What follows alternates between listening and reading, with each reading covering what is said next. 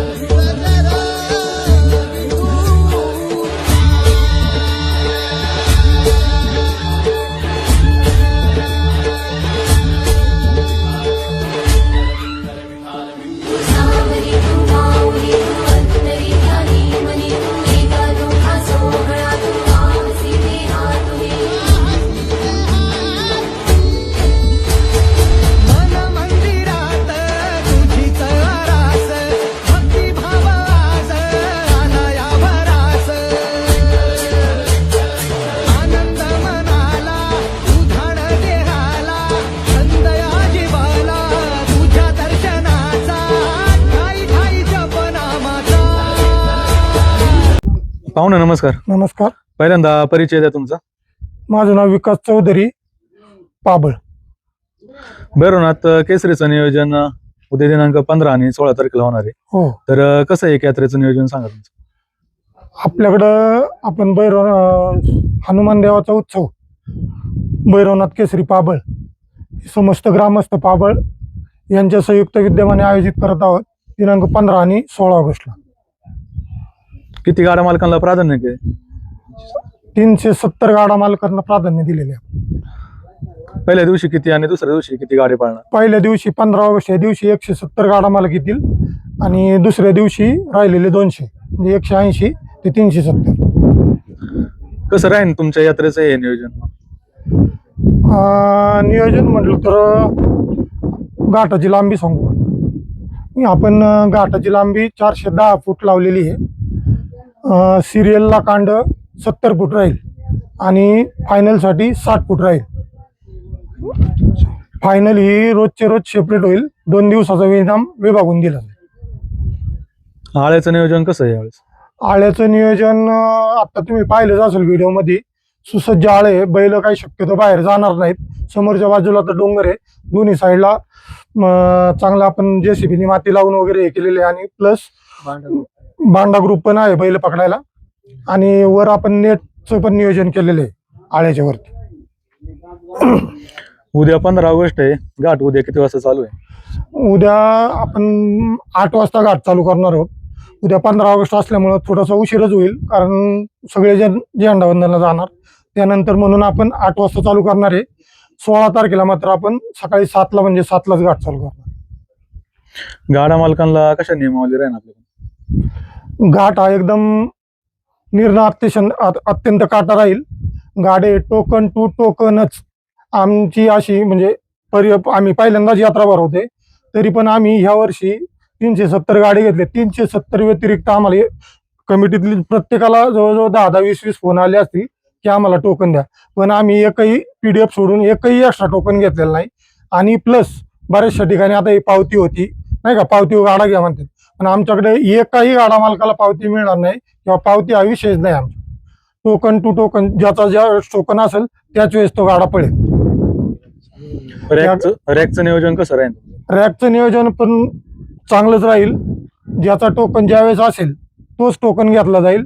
आधी मध्ये गाडा घेतला जाणार नाही. टोकन निघून गेला, जर संध्याकाळी वेळ राहिलाच तर त्या गाड्या मालकाला संधी, नाहीतर मग त्याला संधी मिळणार.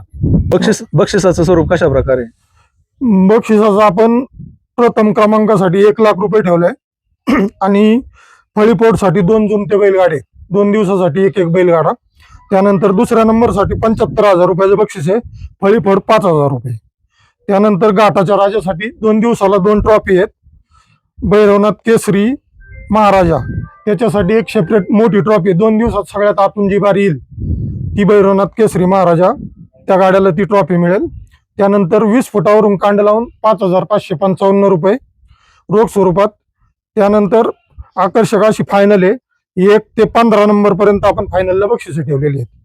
तर 1 नंबर फायनलसाठी 41,000 रुपये, 2 नंबरसाठी 31,000, 3 नंबरला 25, 4 नंबरला 21, 5 नंबरला 15, 6 नंबरला 15, 7 नंबरला 11, 8 नंबरला 11, 9 नंबरला 7, 10 नंबरला 7, 11, 12, 13 आणि 15 पर्यंत 5,000. त्यानंतर प्रत्येक गाड्या मालकासाठी जी 1 नंबर मध्ये वारी होईल त्याला एक ट्रॉफी आणि एक बिस्लरीचं बॉक्स दिलं जाईल. अजून काय रे? फायनलची बक्षीस कशी दिली जाईल? फायनलची बक्षीस ही 2 दिवसाला विभागून दिली जाईल, पण रोजची फायनल ही सेपरेट दिली जाईल. प्रत्येक दिवसाची फायनल ही सेपरेट दिली जाईल आणि जो टोटल इनाम आहे तो 2 दिवसासाठी विभागून असेल. निशाणावरती आणि गडावरती कोण दिसेल यावेळेस? आता निशाणावरती आपले विशाल कोईनकर हे राहतील आणि जे गडावर राहतील त्यांचं अजून इथं काय आगमन झालेलं नाही, मग ते सकाळीच येतील. म्हणजे ते कमिटीचा निर्णय झाल्यावर होईल. लांबून येणारे गाड्या मालक आहे त्यांच्यासाठी कशा प्रकारे आव्हान करसाल तुम्ही? त्यांनी शक्यतो निर्धारित वेळेपेक्षा एक अर्धा ते 1 तास लवकर निघावं. पावसा पाण्याचे दिवस आहेत, शिवाय कुठं कुणाची अडचण असते, ट्रॅफिक लागलं हे लागलं तर ह्या अडचणी यात्रा कमिटी ऐकून घेणार नाही. शक्यतो ज्याचं त्यांनी वेळेपेक्षा 1 तास अगोदर नियोजन करावं, ते लांबून येणार आहेत. त्यांनी गणेशनगरच्या घाटावरती येण्यासाठी कुठनं मार्ग आहे येण्यासाठी? गणेशनगरला घाटावर येण्यासाठी आता राजगुरुनगरवरनं आलं तर राजगुरुनगर, पाबळ, शिरूर असा जो रस्ता आहे तो पाबळच्या पुढे आल्यानंतर 1 किलोमीटरवरती पांजरपोळी संस्था आहे, तिथनं गणेशनगरला येता येईल.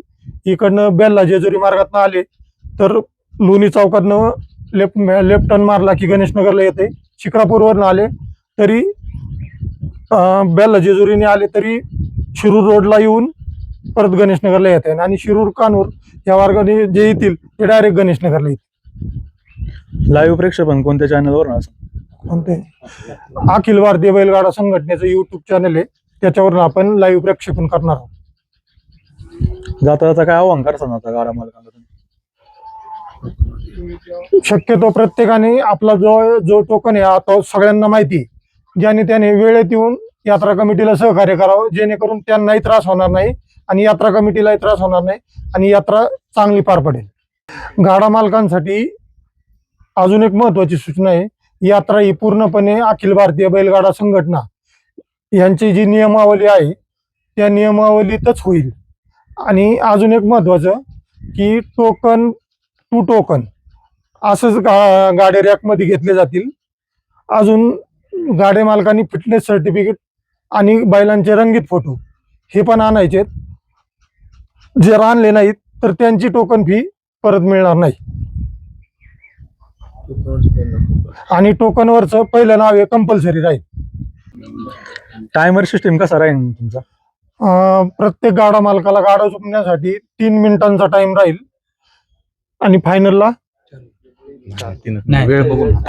वेळेनुसार 3 मिनिटं तर आहेच, पण जास्त वेळ जर राहिला तर फायनलला 4 मिनिटं करू, पण 3 मिनिटाचा आहे. आणि इनाम पावतीशिवाय कुणाला इनाम मिळणार नाही. रॅकचं नियोजन कसं राहील तुमचं? रॅकच्या जवळ समोर गाडा आणल्यानंतर गाडा मालकाने तिथं फक्त यात्रा कमिटीच्या ताब्यात टोकन नंबर प्रमाणे गाडा द्यायचा आहे. त्यानंतर यात्रा कमिटीचे जे सभा संचालक किंवा जे स्वयंसेवक आहेत ते गाडा रॅकमधून धावपट्टीवर आणून देण्याचं काम करतील. गाडा मालकाने डायरेक्ट बैल घेऊन घाटात यायचे. गाडा मालकाचा कुठलाही प्रतिनिधी रॅकमध्ये असणार नाही. बऱ्याच घाटांनी काय होतंय, टोकनपेक्षा जास्त प्रमाणात गाडे पळले जातात, पावत्या पाडल्या जातात कमिटीकडून. तर तुमच्या घाटामध्ये कसं असं? आता आमच्याकडे जे आहेत ना अखिल भारतीय बैलगाडा संघटनेचे संचालक आहेत आणि हे जे दिसतात हे जवळजवळ सगळ्या घाटांनी जाणारे कार्यकर्ते आहेत. यांना यांचे मित्रमंडळी किंवा ज्यांना टोकन नाही मिळालं असे बऱ्याच याच्यातल्या प्रत्येकाला 5-5, 10-10 फोन आलेले आहेत की आम्हाला टोकन मिळेल का.